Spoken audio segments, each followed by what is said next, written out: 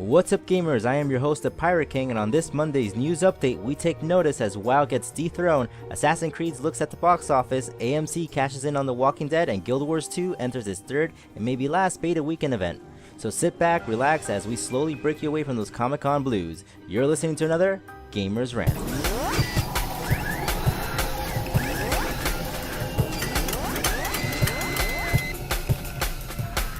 An Assassin's Creed movie seems to be in the work as Ubisoft tackles on the project on their own. In a bold move made a few months ago, Ubisoft decided to have full reins of future movie projects concerning their games.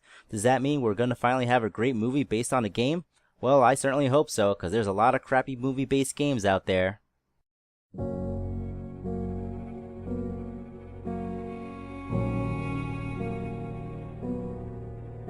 But things are getting off on the right track as Ubisoft lands Michael Fassbender as their lead role in Assassin's Creed. You may know Michael from recent sci-fi hits as Prometheus, where he played David, or as Magneto in X-Men's First Class. Not bad, Ubisoft, the force is strong with this one. There's no set date of filming or release of this, of course, but keep this one on your radar, for it could be a game changer on how game-based movies are done.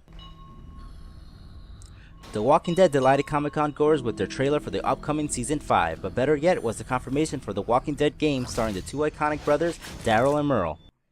Taking over the project is Activision, which promises to make the game as authentic to the show as possible. Running as a survival first-person action game, you'll have to get past walkers that use sight, smell, and sound to track you down. Players also have to make use of scarce resources, analyze situations, and make decisions upon meeting other survivors along the way, as they make their way to Atlanta. Activision is giving the game a 2013 release date for the Xbox, PS3, and PC. And I must say, it does look promising and I hope it delivers, but then again, it's a game based off a TV show, based off a comic book. Well, that always makes me skeptical. Now off all these movies based on games and into an interesting headline I had to share. World of Warcraft is overthrown. Almost puts a smile to your face, right? Well, not really. WoW has been pushed off the top of the list, but only as the most played PC game by League of Legends. And it's not by any small margin either. League of Legends has clocked in almost 500,000 more hours than WoW did. So what does this mean?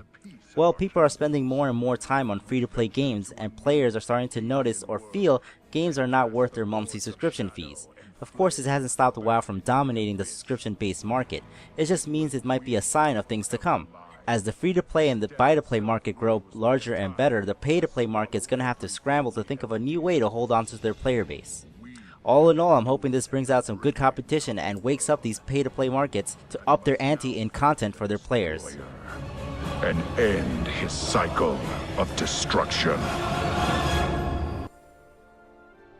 Now last but definitely not least, we are just days away from the Guild Wars 2 Beta Weekend Event 3, and in this event players are opened up to the Sylvari and Asura races. Kept on the wraps for quite a while now, players were certain that these races were going to be unplayable till launch, but not anymore, as players are also open to the capital cities of Radasama and the Grove. Along with the new races and places, we'll also get a new Guild Conquest PvP map, so there's a little bit of something for everyone. And if you didn't catch it on Twitch TV, Eric and Colin stopped by to talk about Endgame. They also touched upon Ore, an endgame zone where there's no renowned hearts due to the fact that, well, Zaitan resides there, and instead there will be huge events taking place there all the time.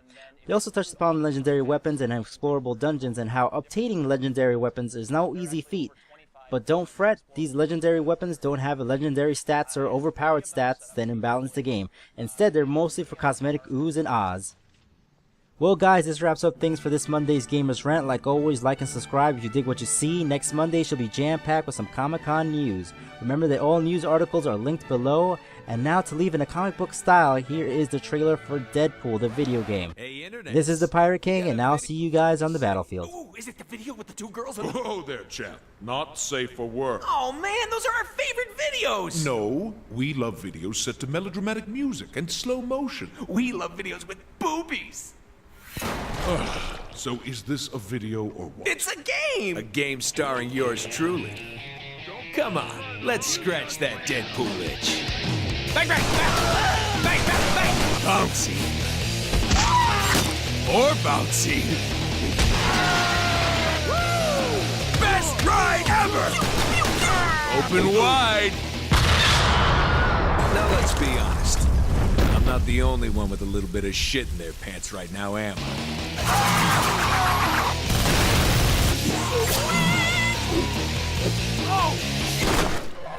So, That itch satisfied enough for you? Actually, if you could just reach down and... Oh, hey! Thanks, dudes. We'll be in touch. Call me. Suck it, Wolverine.